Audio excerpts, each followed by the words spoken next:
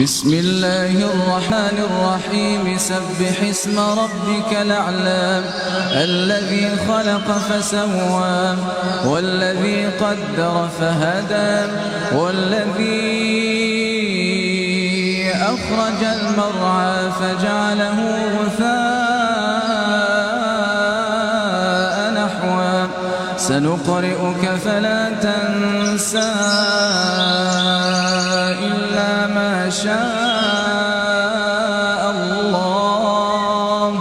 إنه يعلم الجهر وما يخفى ونيسرك لليسرى فذكر إن نفعت الذكرى سيذكر من يخشى ويتجنبها الأشقى الذي يصلى النار الكبرى ثم لا يموت فيها ولا يحيا قد أفلح من تزكى وذكر اسم ربه فصلى